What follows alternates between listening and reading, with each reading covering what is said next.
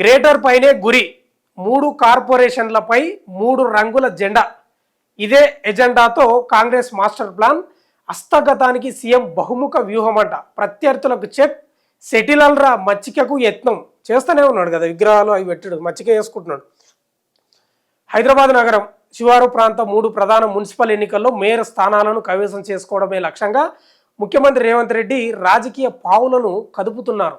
తమ ప్రధాన ప్రత్యర్థిగా భావిస్తున్న బీజేపీపై తీవ్ర స్థాయిలో దాడిని ప్రారంభించారు.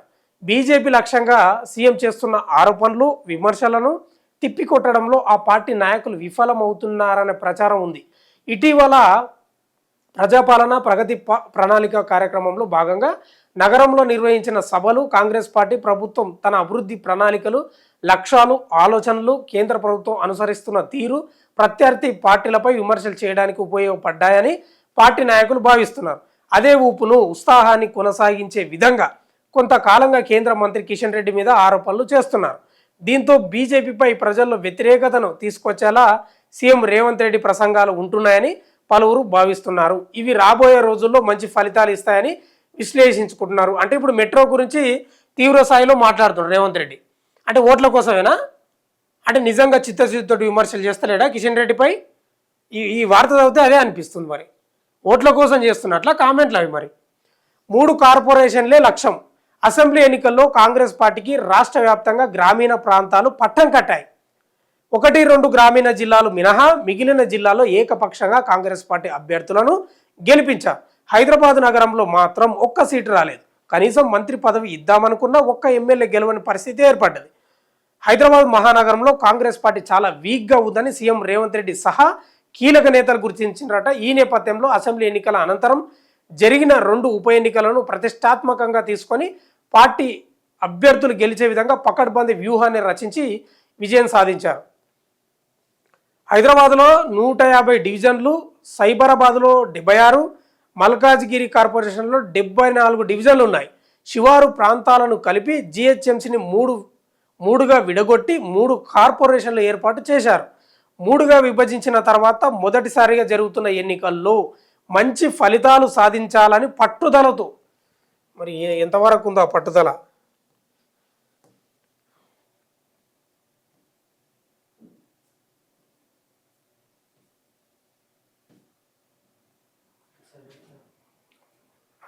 ఇక్కడ పట్టుదలతో ఉన్నారు.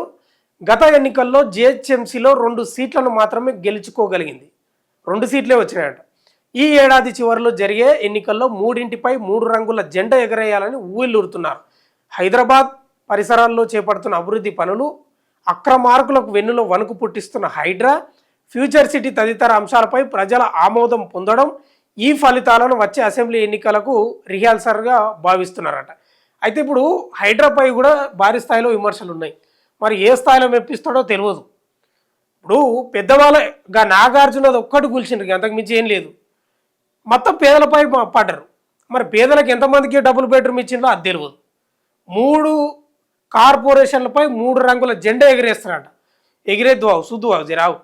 సెటిలర్ల సెంటిమెంటు. హైదరాబాద్లో ఎంఐఎం ప్రభావం ఉంటుందని, అదే సమయంలో సైబరాబాద్, మల్కాజ్గిరి మున్సిపాలిటీలను సొంతంగా కైవసం చేసుకోవాలని కాంగ్రెస్ చూస్తుంది. ఇందుకోసం ఆంధ్ర సెటిలర్లను మచ్చిక చేసుకునే ప్రయత్నం చేస్తున్నారని, ఇందులో భాగంగా మైత్రివనం వద్ద మాజీ సీఎం ఎన్టీఆర్ విగ్రహం ఏర్పాటు చేశారని భావిస్తున్నారు. ఎందుకు ఎన్టీఆర్ విగ్రహాలు, ఆంధ్ర వాళ్ళ విగ్రహాలు పెడితేనే ఆంధ్ర వాళ్ళు ఓట్లేస్తారా? వాళ్ళే చెప్తున్నారు కదా ఇక్కడ సెటిల్ అయి ఉన్నాం మేమని. తెలంగాణ వచ్చినాక కూడా వాళ్ళ విగ్రహాలు. ఇదేం పంచాయతీ? ఎందుకు ఈ అస్తిత్వంపై ఈ దాడి? ఎందుకు ఇంకా కొనసాగుడు? ఎందుకు అంటున్నా? మీ చిల్లర రాజకీయాల కోసం, లేకపోతే ఓట్ల కోసం. తెలంగాణ వాళ్ళ మేధావులు లేరా?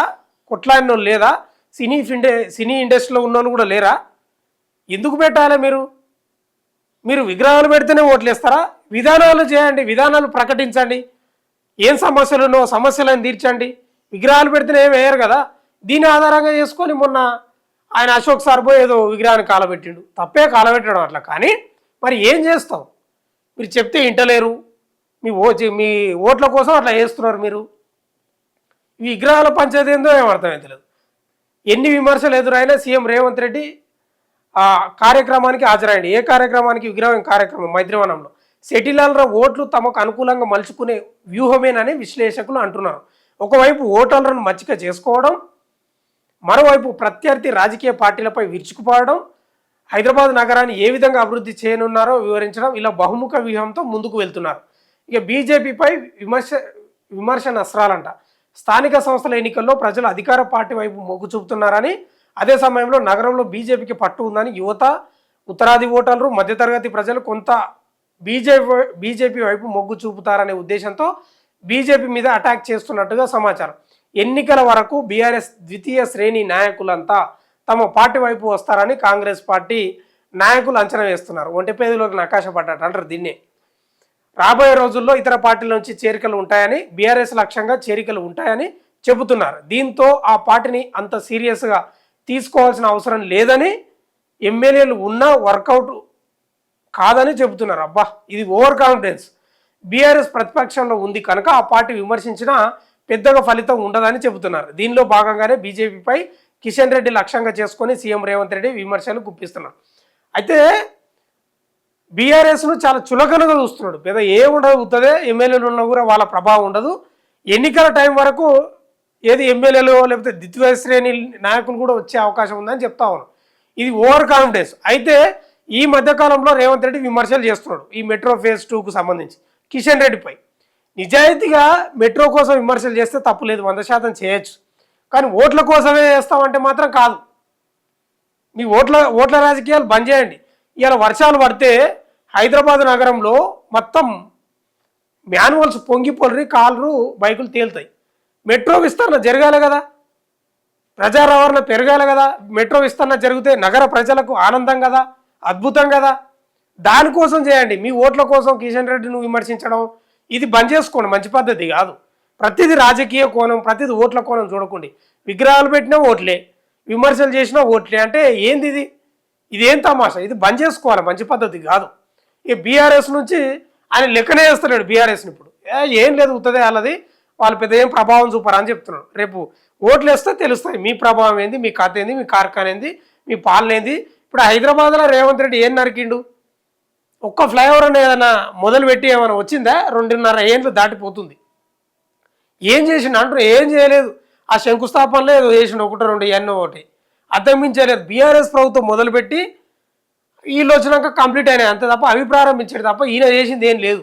ఇంకా ఈయన సక్కదనానికి హైడ్రా మళ్ళా. ఓకే, మంచిదే, చెరువుల కుట్టలను కాపాడడం తప్పులేదు 100%. కానీ పేదలపై ప్రతాపం ఎందుకు? సరే వేసుకున్నారు, అయిపోయింది. మరీ దగ్గరకు ఉంటే కూలగొట్టు, ఎక్కడో దూరం ఉంటే కూడా కూలగొడుతురు. పెద్దవాళ్ళ దగ్గరకు మాత్రం పోతలేరు. ఇప్పుడు సకలం చెరువు ఉంది, ఎందుకు కూలగొడితే ఏమైంది? ఆయనకి ఏమైనా ఆస్తులు లేవా, డబ్బు లేదా? కట్టుకుంటాడు ఏమో దగ్గర డబ్బులు పెట్టి కొనుక్కొని. దమ్ముంటే పని చేయి ఫస్ట్, ఈ మాటల తర్వాత కానీ.